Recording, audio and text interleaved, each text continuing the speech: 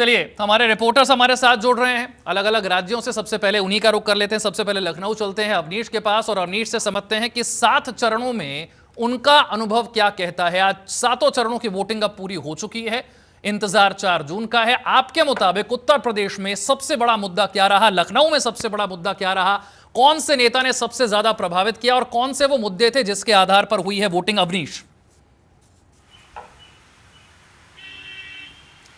जी बिल्कुल, देखिए अगर उत्तर प्रदेश में लोकसभा चुनाव की अगर बात की जाए तो 80 लोकसभा सीटें हैं, यानी पहले चरण से लेकर 7वें चरण तक सभी राजनीतिक दलों ने अपनी ताकत झोंकी। तमाम अलग अलग मुद्दे आए, बयानबाजियां हुई, आरोप प्रत्यारोप का दौर चला और दिलचस्प मुकाबला इंडी गठबंधन और भारतीय जनता पार्टी के बीच में देखने को मिला है। अगर 80 लोकसभा सीटों में से बात करें तो इंडी गठबंधन लगातार वो दावा कर रहा है कि वह 40 से अधिक सीटों पर आ रहे हैं, जबकि भारतीय जनता पार्टी यह दावा करता हुआ नजर आ रहा है कि वह 75 से ज्यादा सीटें जीत रहे हैं और विपक्ष सिर्फ लोगों को गुमराह कर रहा है, वह कहीं भी जीत हासिल नहीं कर रहे हैं। तो लगातार इस तरीके का जो आरोप है वो पहले चरण से देखने को मिला। पहले चरण में जब प्रधानमंत्री नरेंद्र मोदी की रैली होती है उत्तर प्रदेश में, तब उन्होंने बड़ा बयान दिया था कि जिस तरीके से 10 साल में सरकार ने देश को आगे बढ़ाया है और खासतौर में उत्तर प्रदेश में मुख्यमंत्री योगी आदित्यनाथ ने विकास के कार्यों को आगे बढ़ाया है, उसकी उन्होंने चर्चा की थी। पश्चिम के माहौल की चर्चा की थी, किसानों की चर्चा की थी और उन्होंने कहीं न कहीं जिस तरीके से समाजवादी पार्टी के कार्यकाल में जो माहौल रहा है पश्चिमी उत्तर प्रदेश का, उस माहौल का भी जिक्र किया है और अपने पार्टी के प्रत्याशी के पक्ष में माहौल बनाने की कोशिश की। वहीं अगर इंडी गठबंधन की बात की जाए तो इंडी गठबंधन के नेता शुरू में सक्रिय नहीं हुए, लेकिन एक चरण बीतने के बाद वो सक्रिय हो गए। अगर अखिलेश यादव की बात करें, राहुल गांधी की बात करें, उनकी संयुक्त सभा देखी गई, मायावती वहां पे देखी गई। हालांकि जो पहले दूसरे तीसरे चरण में देखा गया कि किस तरीके से आकाश आनंद बहुजन समाज पार्टी की ओर से मुखर थे, वो लगातार बयानबाजी कर रहे थे, तो सभी राजनीतिक दल एड़ी चोटी का जोर लगा रहे थे, क्योंकि लगातार ये कहा जाता रहा है कि उत्तर प्रदेश में जातिगत समीकरण भी हावी रहता है मुद्दों की अपेक्षा। लेकिन इस बार जो मंच से लगातार मुद्दों की बात की गई, पहले चरण से मुद्दे उठे कि किस तरीके से आर्थिक जो शक्ति है उसको बढ़ाया गया, दुनिया में किस तरीके का भारत का दबदबा किया गया, डिफेंस के सेक्टर में किस तरीके से भारत ने काम किया, क्या कुछ भारत ने दिया है, वो 10 साल का लेखा जोखा प्रधानमंत्री नरेंद्र मोदी ने शुरू किया था। उसके बाद राहुल और अखिलेश जब पहली बार गाजियाबाद में उन्होंने प्रेस कॉन्फ्रेंस की, तो प्रेस कॉन्फ्रेंस में उन्होंने सबसे बड़ा मुद्दा उठाया संविधान और आरक्षण का। उसके बाद जातिगत जनगणना की बात की। उन्होंने इसके सहारे अपनी जो नैया है पार करने की कोशिश की है और देखना होगा कि 4 जून को किसकी नैया पार होती है। लेकिन फिलहाल दावेदारी सबकी है, लेकिन मुकाबला जो है वो दिलचस्प देखने को मिला है। पहले चरण और दूसरे चरण में जो मतदान प्रतिशत रहा है वह पहले की अपेक्षा कम रहा है और यही वजह है कि राजनीतिक दलों की जो चिंताएं हैं वह बढ़ गई थी। उसके बाद राजनीतिक दलों ने प्रयास किया अपने बूथ से, अपने कैडर से, कि किसी भी तरीके से जो वोटर हैं उनको मतदान केंद्र तक पहुंचाया जाए ताकि मतदान प्रतिशत बढ़े और पार्टियों को उसका फायदा मिले। तीसरे चरण से यह तस्वीर देखने को मिल चुका था कि किस तरीके से मतदान प्रतिशत बढ़ाने को लेकर राजनीतिक दलों ने अपनी पूरी कोशिश की और तीसरे चरण में किस तरीके से समाजवादी पार्टी अपना गढ़ बचाने की चुनौती लेकर आगे बढ़ रही थी। लगातार भारतीय जनता पार्टी की कोशिश रही कि उन समाजवादी पार्टी के गढ़ में भाजपा का झंडा लहराया जाए। उसी तरीके से तमाम जो मुद्दे हैं वह भी रखे गए, जो उनके समय में कार्यकाल हुए थे, जो कार्यशैली थी उसका जिक्र किया गया। उसके बाद बीच में मैनपुरी में जिस तरीके से हंगामा बरपा, महाराणा प्रताप की मूर्ति को लेकर हंगामा बरपा, उसके बाद जिस तरीके से तस्वीर पेश की गई कि समाजवादी पार्टी के कुछ कार्यकर्ता किस तरीके से शर्ट खोलकर सड़क पर चल रहे हैं। अवनीश, मैं आगे भी आपके पास आऊंगा और कई मुद्दे हैं जिन्हें समझना है। नीता वाजपेयी हमारे साथ भारतीय जनता पार्टी से जुड़ रही है, समाजवादी पार्टी से अखिलेश कटियार हैं, एसबीएसपी से दयाराम भार्गव हमारे साथ जुड़ रहे हैं, राजनीतिक विश्लेषक निपुण आलम बयान और वरिष्ठ पत्रकार विनोद शर्मा हमारे साथ जुड़ रहे हैं। तो नीता जी, आपसे शुरू करते हैं। किस तरीके का रहा 7 चरणों का चुनाव, क्योंकि जिन मुद्दों से शुरुआत हुई थी उसके बाद हर चरण दर चरण जो है वो मुद्दे बदलते चले गए। विकास की बातों से शुरुआत हुई थी, लेकिन आगे बढ़ते बढ़ते हमने देखा कि किस तरीके से मुद्दे बदलते चले गए। 7 चरणों के बाद क्या कहता है आपका आकलन? देखिए, 400 का हमारा जो है 370 बीजेपी और 400 एनडीए, वो कंफर्म है, उसमें कोई इफ बट नहीं है। और देन हमारे फर्स्ट राउंड से जो मुद्दे हमारे चेंज होते रहे वो डिपेंड किया हमारे विपक्ष के सारी जितनी रणनीति थी उस पर।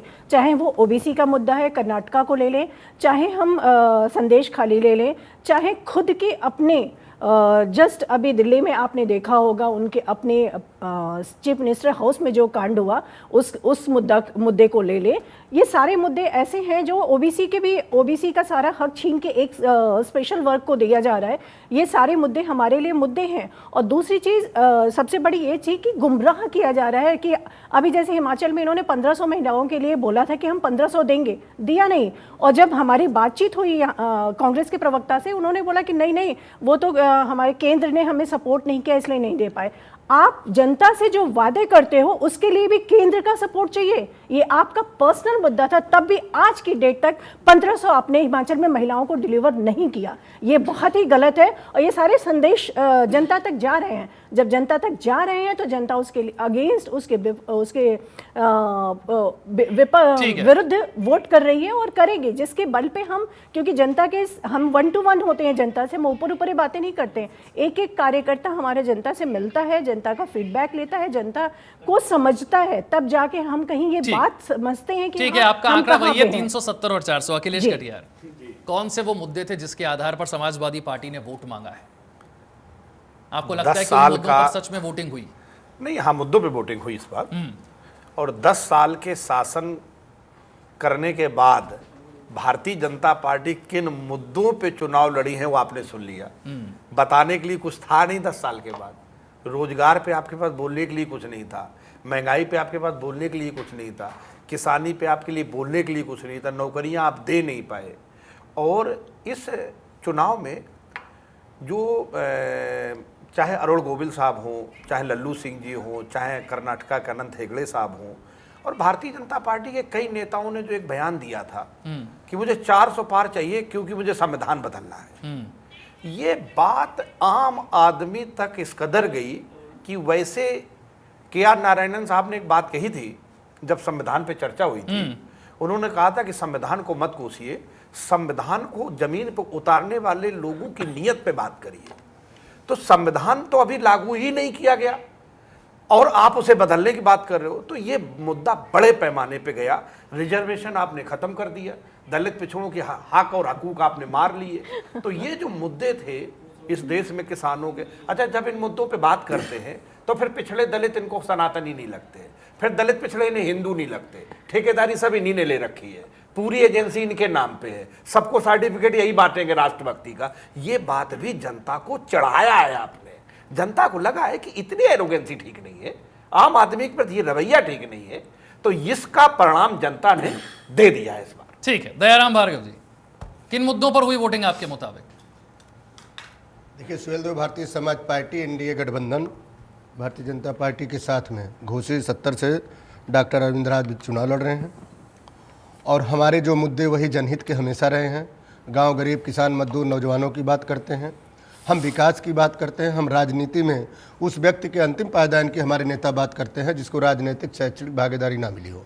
समाजवादी पार्टी के हमारे भाई कह रहे थे अभी, बातें तो बड़ी बड़ी करना, चार बार उत्तर प्रदेश में आपकी सरकार रही, आप एमओआई फैक्टर से निकल करके बता दीजिए किस जात को आप न्यायालयों में, चौकी थानों में, ब्लॉकों में आपने किसी को दिया। और सबसे बड़ी बात बताऊं, अभी आदरणीय नेता ओम प्रकाश राजभर को एनडीए गठबंधन के द्वारा जो हमें मंत्रालय मिला है, मुस्लिम कल्याण बोर्ड, वक्फ और हज कमेटी, हमने उसमें जाने की कोशिश किया। चूँकि मैं स्वयं गाजियाबाद से आता हूँ, मैंने जा करके ब्लॉक में जा करके जो सीडीओ है उनसे हमने बात करने का काम किया कि क्या कोई चपरासी मुसलमान है। बोला नहीं। हमने कहा क्यों भाई, तो मुसलमानों कल्याण बोर्ड का है, तो यहाँ जो मुसलमान चपरासी होना चाहिए। ये विकास जो है समाजवादी पार्टी ने और कांग्रेस ने उत्तर प्रदेश में मुस्लिम समाज को दिया, केवल बांटों की राजनीति करके, बांटों एक वर्ग को केवल खिलाफत करके, उसका ना तो शिक्षा से मतलब है, ना उसकी राजनीतिक भागीदारी से मतलब है, ना सरकारी नौकरियों से मतलब है। इनसे मुहराम रख करके आप केवल मुखौटा पहना करके आपने भागीदारी सुनिश्चित करने के लिए क्या फॉर्मूला रखा जनता के सामने? बिल्कुल, हमने जनता के सामने रखा है। अब हमारे पास मंत्रालय आया हुआ है, उसके बारे में हम आपको बहुत कुछ जानकारियां आपको देंगे, बहुत कुछ आपको जानकारी मिलेगी। आपको मैं बता दूं, पीछे हम भारतीय जनता पार्टी के गठबंधन में थे, हमको विभाग दिव्यांग जन सशक्तिकरण मिला था, उसमें भी संगतियां बहुत थी। मैं आपको छोटा सा उदाहरण दूंगा, उसमें भी संगतियां ये थी कि कांग्रेस, सपा, बसपा ने सबने राज किया, लेकिन जब वो विभाग आदरणीय नेता ओम प्रकाश राजभर को मिला, तो मैं गाजियाबाद से आता हूं, तो गाजियाबाद के जो उनके पीए होते हैं उस विभाग के, उस समय मुझे याद है राकेश पांडे जी गाजियाबाद से थे, तो उसमें जब आदरणीय नेता ओम प्रकाश राजभर विभाग में आते थे, एक ही महीने में 4-5 दौरा हो जाता था। तो उन्होंने कहा कि भार्गव जी, ऐसा क्या वाक्या है कि इस मंत्रालय में पहली बार मैंने मंत्री देखा जो महीने में 4 बार आते हैं।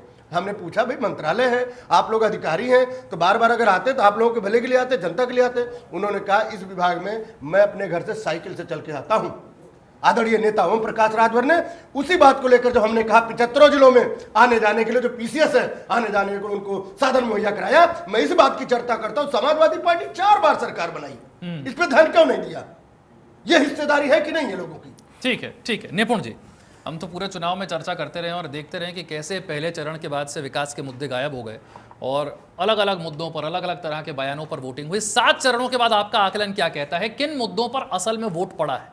देखिए, शुरुआत में जब हम बीजेपी को देखते हैं, उन्होंने अपना एजेंडा सेट करने का प्रयास किया कि हम 5वें नंबर से 30 नंबर पर आएंगे, 2047 में विकसित भारत की बात करेंगे। लेकिन जैसे ही चुनाव शुरू होता है तो पहले चरण दूसरे चरण में जिस प्रकार से SC ST आरक्षण की बातें शुरू हुई, संविधान बदलने, लोकतंत्र की बातें शुरू हुई, तो मैं देखता हूँ तीसरे चरण में जब आप देखेंगे तो बीजेपी की ओर से भी पलटवार शुरू हुआ और वहाँ पर मुस्लिम आरक्षण की बात शुरू हो गई कि भाई मुस्लिम आरक्षण को देने वाले हैं। और रही बात संविधान परिवर्तन करने की, बदलने की, जनता में ये बात भी मैसेज गया, एक बार चली चर्चा चली पब्लिक के बीच में कि संविधान बदल जाएगा, लोकतंत्र खत्म हो रहा है। लेकिन जब ये बात कंपेयरिंग बीजेपी की ओर शुरू हुई कि भाई संविधान तो जो तार किया गया वो इसी इंडिया अलायंस के द्वारा किया गया, तो ये बात भी पब्लिक में पहुंची। और देखिए, इसका सबसे अच्छा प्रमाण क्या है कि जितनी रैलियां मोदी जी ने अकेले ने की है, इतनी पूरी विपक्षी गठबंधन की रैलियां नहीं हुई है। आपके पास अगर मुद्दे थे, आप जनता के पास लेके जाते, जनता के पास बातों को रखते। तो मुझे लगता है कि विपक्ष की सबसे बड़ी जो कमजोरी रही इस बार, वो कमजोरी ये रही है कि वो मुद्दों को सही तरीके से कॉन्सोलिडेट नहीं कर पाए, मिनिमम अपना कोई एजेंडा पब्लिक के सामने नहीं रख पाए, जिसने कन्फ्यूज किया। और सबसे बड़ी बात क्या थी, गठबंधन भी ऐसा बना कि दिल्ली का चुनाव होते ही आम आदमी पार्टी पंजाब में कह रही है कि हमने कौन शादी थोड़ी कर रखी है कांग्रेस से। इस प्रकार का गठबंधन आप देखते हैं। वहीं देखिए, आज आपका मीटिंग हुई एनडी गठबंधन की, ममता बनर्जी से मुझे दिखाई नहीं दी उस पिक्चर के अंदर में। और भी पार्टियों की स्थिति किस प्रकार की है कि एक दूसरे को चुनाव होते ही जहां जहां चुनाव थे कोसना शुरू कर दिया। देखिए, आज की पब्लिक बहुत समझदार है। आज की पब्लिक में अगर हम यूथ को देखें तो सारा जो होता है कि हर पार्टी का अपना एक वोट बैंक होता है, लेकिन सबसे ज़्यादा जो ट्रांसफ़र करता है या फ्लैक्चुएट होता है वो होता है यूथ मोस्टली, और वो भी जो पहली बार वोटर है। पहली बार वोटर ये देख रहे हैं कि हमारा विकास किस कदर हो रहा है। आप कहीं भी जाइए, जिस प्रकार से एक्सप्रेसवे बन रहे हैं, यूथ इसको लेकर बड़ा उत्साहित है। सेना का जिस प्रकार से मनोबल है उसको लेकर उत्साहित है। और सबसे बड़ी बात क्या है, जो यूथ है वो ये देखता है कि एक ऐसा हमें नेतृत्व चाहिए जो नेतृत्व अड़िग हो, डिसीजन ले सकता हो, मजबूत से मजबूत निर्णय ले सकता हो। विपक्ष अगर एक चेहरा तय कर लेता तो मुझे लगता है कहीं ना कहीं बीजेपी को कहीं ना कहीं टक्कर दे पाते। लेकिन दिक्कत क्या थी, गठबंधन ठीक से बनाया नहीं, कॉमन एजेंडा सामने था नहीं, और चेहरा एक सामने नहीं था जो मोदी जी के सामने खड़ा हो जाए। और फिर ऊपर से इस प्रकार की बातें करना कि SC ST आरक्षण खत्म हो जाएगा, तो बीजेपी ने मुस्लिम आरक्षण को मुद्दा उठा लिया। और रही से इस पे जो कलकत्ता हाई कोर्ट है उसने मोहर भी लगा दी कि ऐसा हुआ है। तो बात क्या थी, सारी बातें पलट के रह गई। वो खुद पर ही भारी पड़ गया, वो कलकत्ता हाईकोर्ट के एक फैसले की वजह से। विनोद शर्मा, किन पर चुनाव लड़ा गया वो नहीं, आपको क्या लगता है किन मुद्दों पर वोटिंग जनता ने की? जनता को क्या सबसे ज्यादा पसंद आया, या अगर कोई डर दिखाया गया वो सच में उनको लग गया कि ऐसा होने वाला है? देखिए, पूरा चुनाव शुरू में विकास के मुद्दे पर शुरू हुआ, जैसा कि निपुण जी ने भी कहा। पूरा मुद्दा बाद में ध्रुवीकरण में बदल गया। विपक्ष ने कोशिश की जातीय जनगणना के जरिए कि जो हिंदुत्व वोट है, बीजेपी ने हिंदुत्व के जरिए उसका ध्रुवीकरण करने की कोशिश की, चाहे वो अध्यात्म हो, चाहे वो विकास के जरिए, साथ में फिर पूजा पाठ सब कुछ चलता रहा। और 22 जनवरी को राम मंदिर का उद्घाटन हुआ था, वो उसी का एक हिस्सा था, पहली स्ट्रेटजी वही थी। और विपक्ष ने वहाँ ना जाकर अपने को कुछ कम कर लिया। लेकिन धीरे धीरे क्या हुआ कि जो जैसे जैसे उधर जातीय जनगणना के वार होते रहे, जातीयता के वार होते रहे, इधर बीजेपी ने अपना पूरा फोकस हिंदुत्व के ध्रुवीकरण पर रखा। और उन्होंने चाहे वो बंगाल का मामला हो, वहाँ नागरिकता का मामला उठा दिया, उसके बाद POK भी ले आए वो साथ में। तो पूरा का पूरा मुस्लिम तुष्टीकरण का जो बात उठी, जो मनमोहन सिंह ने जो स्टेटमेंट दिया, उसको पूरा मुद्दा बनाया। तो कुल मिलाकर जो विकास के मुद्दे पीछे रह गए, लेकिन जो ध्रुवीकरण का जो राजनीति है, ध्रुवीकरण की राजनीति में कौन सक्सेस होगा ये तो रिजल्ट के बाद पता लगेगा। लेकिन बीजेपी ने पूरी कोशिश की कि उत्तर से लेकर दक्षिण तक और पूर्व से पश्चिम तक अपने इस मुद्दे को कैश किया जाए। उसके साथ साथ उन्होंने अपने वोट बैंक का पहले ही टारगेट फिक्स कर दिया 400 पार। इससे क्या हुआ कि कार्यकर्ताओं को एक लक्ष्य को पहुंचने में आसानी हुई। संगठन के लिए जो संगठन का उनका स्ट्रक्चर है, मुझे लगता नहीं है किसी और पार्टी में इतना स्ट्रक्चर है कि जिस तरह से निचले स्तर पर मैंने खुद देखा कि एक राष्ट्रीय स्तर की पार्टी जब वो एक साथ एक ही मंच पर आप बूथ मंडल अध्यक्ष से लेकर जब नगर अध्यक्ष, जिला अध्यक्ष और क्षेत्रीय अध्यक्ष, प्रदेश अध्यक्ष, राष्ट्रीय अध्यक्ष एक साथ बैठते हैं तो जो सामने बैठा उसका बूथ का कार्यकर्ता है उसका मनोबल बढ़ता है। जो ये जो लड़ाई हुई है उसमें ऐन वक्त पर संगठन को, विपक्ष ने अपने संगठन को मजबूत करने की कोशिश की, जबकि पिछले 10 साल से उनको मौका था कि वो अपने को मजबूत कर सकते थे। और इंडी गठबंधन भी 4-5-6 महीने पहले ही बना है, जबकि उनको 4-5 साल तो 2019 में आपको लगता है लेट हो गया? बहुत लेट हुआ है, बहुत लेट हुआ है। इसलिए इसकी वजह से कमजोर लड़ाई लड़ी गई। और देख लेना अब जो रिजल्ट आएगा उसके बाद अगर गठबंधन को प्रतिकूल मतलब अनुकूल रिजल्ट नहीं आया तो ये गठबंधन बिखर जाएगा।